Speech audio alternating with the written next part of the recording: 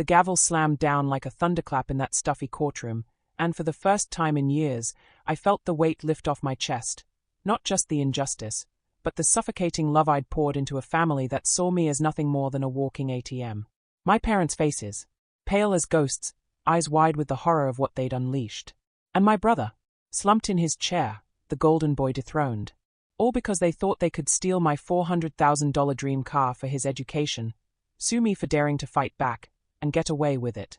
But oh, they didn't.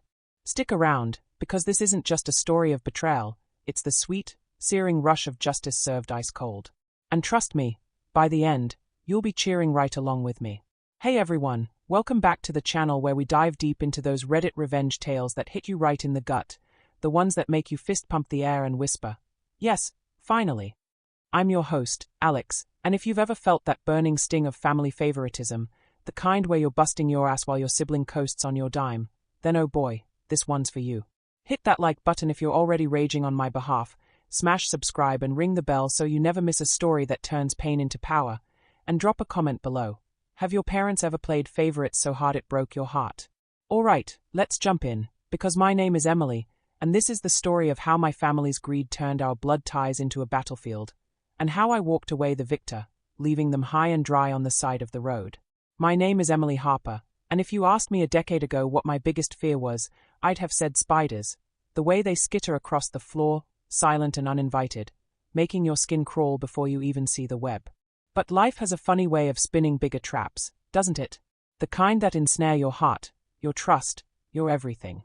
By the time I was 25, I'd learned that the scariest monsters aren't the eight-legged kind. They're the ones who raised you, who tucked you in at night with stories of fairness and family first, only to yank the rug out when it suits them. Picture this, it's a crisp autumn morning in Seattle, 2018. The kind of day where the fog clings to the Puget Sound like a lover who won't let go, and the city hums with that electric promise of new beginnings. I'm standing in the showroom of Elite Motors, my palms slick with sweat, heart pounding like a war drum in my chest. I've saved every penny from 3 years of grinding, late nights coding apps for startups that treated me like a ghost, weekends tutoring rich kids who barely glanced at my notes, 20-hour shifts at a coffee shop that smelled like burnt dreams, feet aching in shoes with holes patched by duct tape. But it was worth it. Because there, gleaming under the halogen lights like a forbidden fruit, was her. A 2018 Porsche 911 Turbo S Midnight Black, curves like a siren's call, engine purring low and lethal when the salesman revved it for me. $400,000. My escape. My proof that I wasn't the invisible daughter, the responsible one who faded into the wallpaper while my brother shone. I remember the weight of the keys in my hand, cool metal biting into my skin, grounding me. Emily, you deserve this, I whispered to myself in the mirror that night, alone in my tiny studio apartment overlooking the ferry lanes. The car wasn't just wheels, it was validation. A roar against the silence my family had stuffed me into. See, growing up in our modest split level in Bellevue, just east of the city, favoritism wasn't a word we used. It was the air we breathed.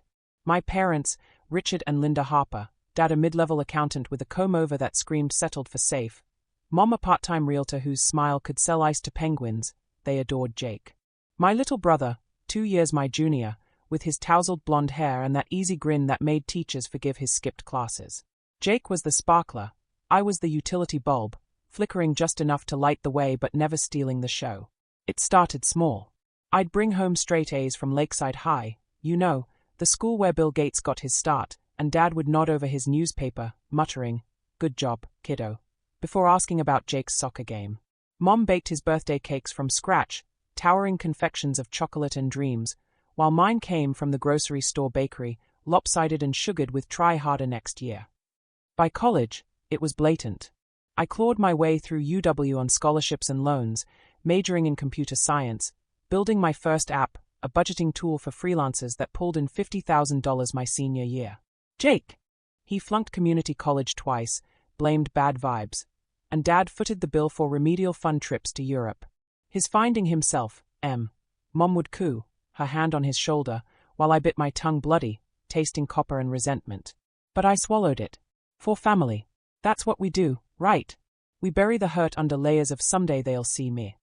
So when I finally drove that Porsche home, top down, wind whipping my dark curls like freedom's flag, I invited them over.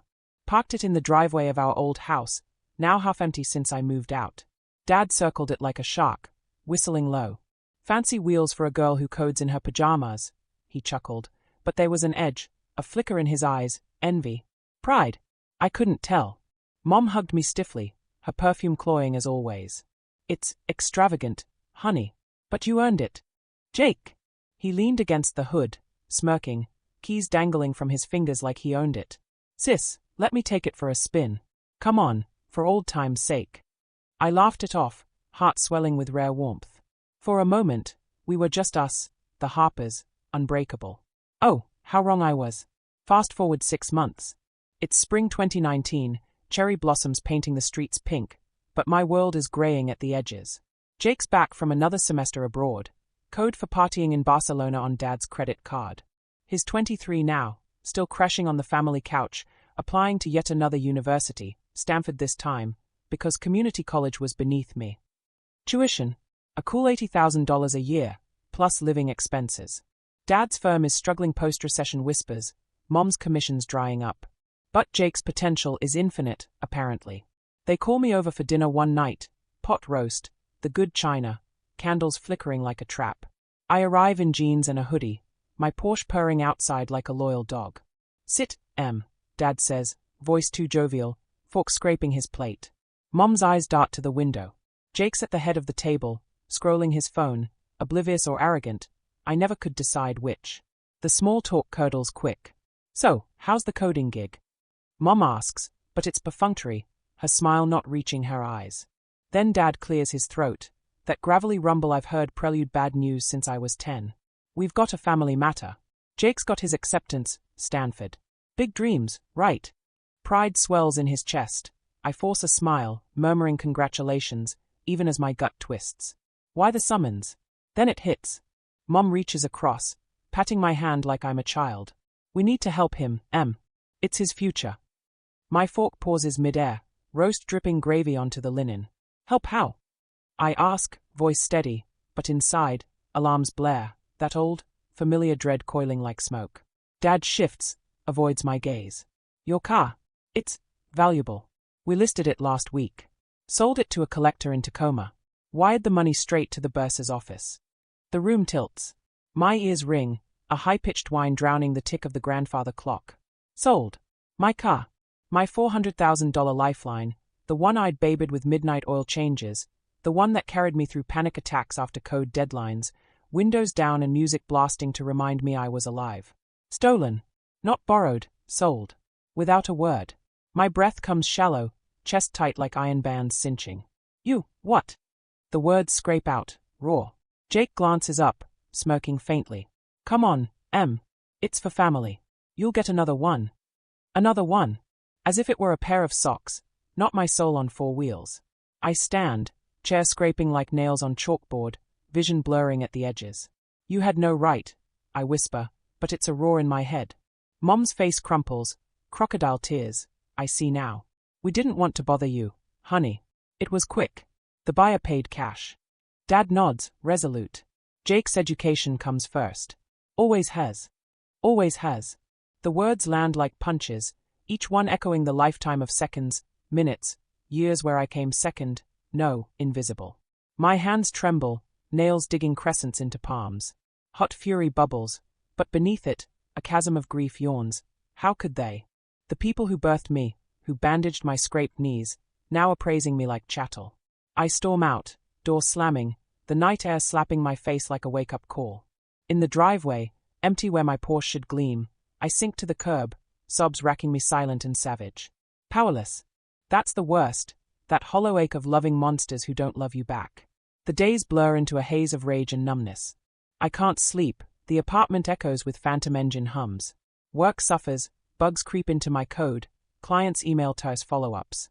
Friends notice, ask if I'm okay, but how do you explain? My family auctioned my dreams for my brother's ego.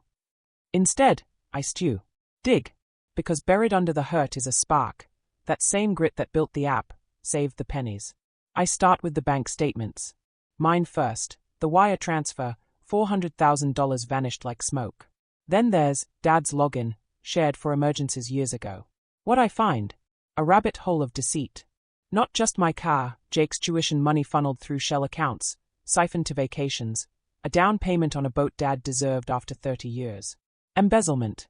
From Dad's firm, skimmed in tiny increments, $5,000 here for client gifts, $20,000 there for relocation fees. Proof in PDFs, timestamps, emails where Mom jokes, "Sure, it's our little secret for Jake's big break." My stomach churns, bile rising.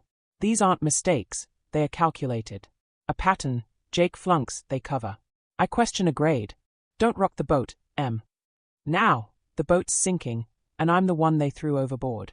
The anger morphs, from hot flash to cold steel. I consult a lawyer, a shark named Carla from a pro bono clinic, her office smelling of stale coffee and vindication. This is theft, Emily. Civil and criminal. And that lawsuit they are filing? Counter it hard. Lawsuit? I hadn't heard.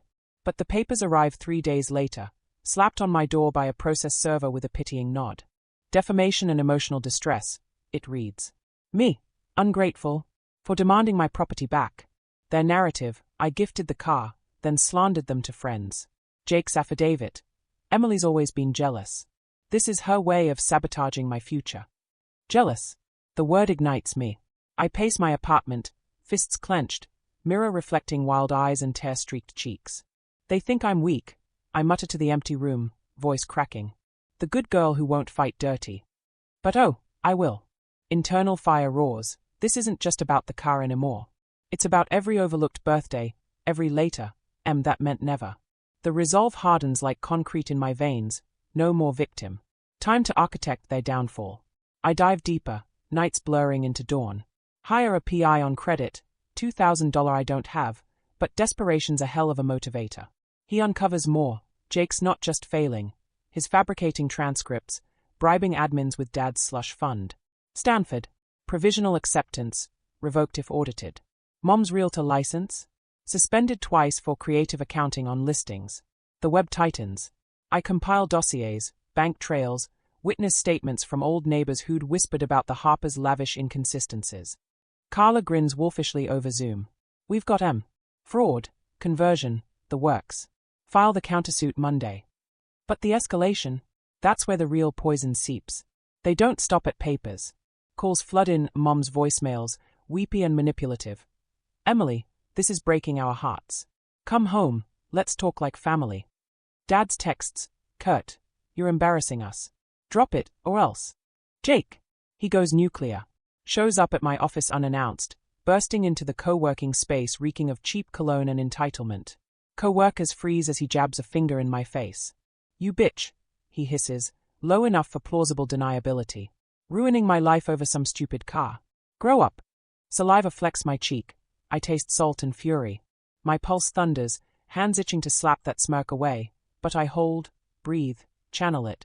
Get out, Jake, I say, voice ice. Or I'll have security drag you. He laughs, but his eyes flicker, uncertainty. Good. Let it fester. The weeks drag, a gauntlet of depositions and nightmares. I dream of the Porsche, tires screeching on wet asphalt, headlights cutting fog, only for shadows to swallow it whole, my family, faceless, laughing. Wake gasping, sheets twisted like restraints. Friends rally, a girls' night with wine and rants, one saying, "You're not fighting for a car, Em. You're fighting for you." It sinks in, stealing me. The trial date looms, October 15th, 2020, pandemic raging, but court's hybrid, masks muffling lies. I prepare like a general, suits tailored sharp, evidence boxed pristine. Internal mantra, they underestimated me. Their mistake. Pause for breath. Music swells subtly, building strings. Transition to courtroom visuals in mind, oak benches, fluorescent hum. Estimated time, 20 to 25 minutes for payoff section. Climactic revenge payoff. The King County Courthouse smells like old paper and desperation, that musty tang of faded ink and unspoken regrets. It's mid-morning, sun slanting through tall windows like judgmental spotlights, casting long shadows across the gallery. I'm in row 3, back straight, hands folded to hide the tremor. Heart hammers against ribs, a caged bird desperate for flight. Across the aisle, Dad in his ill-fitting suit, tie askew like his morals, Mom dabbing her eyes with a tissue, performance flawless, Jake slouched, jaw set, scrolling his phone as if this is a coffee run. Their lawyer, A weaselly guy named Hargrove whispers reassurances. We've got the family angle, folks. Juries eat that up. I suppress a snort. Family. What a joke. Carla sits beside me, tablet glowing with our arsenal. Ready, she murmurs. I nod, throat dry as dust. The judge enters, Honorable Elena Vasquez, no-nonsense Latina with glasses perched like a hawk's beak. Gavel cracks. Harper versus Harper. Let's proceed. Their side opens. Hargrove paints me as the villain, a resentful daughter, lashing out at her brother's bright future. Exhibits flash, blurry family photos, Mom's tearful testimony. She was always so independent, Mom sobs, voice quivering just right. But this hatred, it breaks me. Jury leans in, sympathetic murmurs. My stomach knots, acid churning. Jake takes the stand, all wide-eyed innocence. Em's car? She said it was ours to use. I never asked for this drama. Lies slick as oil. I grip the bench, knuckles whitening, nails biting wood. Internal scream, liar. Thief. Monster. But I hold, eyes locked on Vasquez, willing her to see through the fog. Recess hits like a lifeline. 15 minutes to pace the marble halls, Carla drilling last-minute points. Stay calm, Emily. Our turn's the hammer. I sip water from a paper cup, hands shaking, mind racing. What if they win? Back to square one, labeled the crazy one. No. The spark ignites, memories flood, the empty driveway, Jake's smirk, Dad's always has. Not today. Afternoon session, hour opening. Carla strides like a panther, voice velvet over steel. Ladies and gentlemen, this isn't about a car. It's about theft, cold, calculated, from blood. She calls me first. The stand feels like a scaffold, would cool under palms. Vasquez peers over rims. Ms. Harper, state your case. I swallow, voice steady despite the quake inside. Your Honor, ladies and gentlemen. I loved that car. It was mine, earned with nights I can't get back, dreams I built alone. I recount it all, the savings, the showroom thrill, the betrayal dinner. Gallery shifts, a juror, a mom with tired eyes, nods faintly. Then the gut punch. They didn't just take my property. They lied. About everything. Exhibits roll, bank wires, glowing on screens like neon accusations. Dad's face drains, Eschen, lips thinning. Mom gasps theatrically, but her hand clutches Jake's, betraying the panic. Carla circles. Mr. Harper, explain this $50,000 transfer to a Cayman account. Client entertainment. Dad stammers, sweat beading on his brow. It was legitimate. Liar. The pie's testimony seals cracks. Audio logs, emails, clear pattern of embezzlement from Mr. Harper's employer. Gasps ripple. Jake fidgets, foot tapping erratic Morse code of doom. Cross-examination turns brutal. Hargrove probes me. So, Ms. Harper, you claim family stole from family? Petty, isn't it? I meet his gaze, unflinching. Petty. Try devastating. They sold my future for his fantasy. The jury leans forward, hooked. Jake's turn, under oath, he crumbles. I didn't know about the funds, he mumbles, but Carla pounces, forged transcripts projected, bribes detailed. You mean, the education you begged for? His face flames crimson, eyes darting like trapped prey. Mom whimpers. Dad stares at his shoes, empire eroding. Closing arguments, Carla's a storm. This family didn't just take a car, they stole trust. Justice demands restitution. Full. Hargrove flails, emotional overreach. But the air thickens with doubt. Vasquez recesses for deliberation, 2 hours that stretch eternal. I huddle in a side room, pacing, whispering mantras, breathe. You've earned this. Carla squeezes my shoulder. It's yours. The gavel calls us back. Gallery hushes. Vasquez's voice booms, measured. In the matter of Harper versus Harper, countersuit granted. Defendants guilty of conversion, fraud, and embezzlement. Restitution, $400,000 plus damages, totaling $620,000. Mr. Harper, your firm's alerted, expect charges. Mr. Jacob Harper, Stanford notified, acceptance revoked. Silence shatters.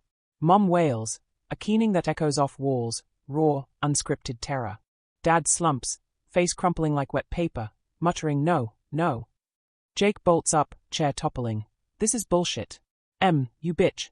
Bailiff hauls him back, his curses muffled. Their eyes meet mine, not hate, but hollow dread. The Golden family, dethroned. I stand, legs jelly, but a tide rises, relief, hot and cleansing, tears pricking but not falling. Triumph surges, electric, validation after years of echoes. I did it. We did it. Carla hugs me fierce. Outside, rain lashes windows, but inside, sunshine. The fallout cascades swift. Within days, Dad's fired, audits confirm the skim, handcuffs glinting in news photos. Mom's license revoked for good, their house foreclosed, lavish inconsistencies catching IRS eyes. Jake, expelled before move-in, slinging lattes at the same shop I escaped, his potential punctured. They call, voicemails frantic, Mom's sobs.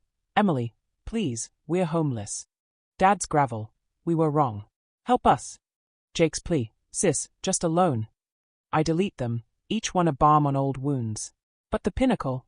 2 weeks post-verdict, I'm at a light in my new ride, not a Porsche, but a sleek Tesla, restitution-funded, humming silent power.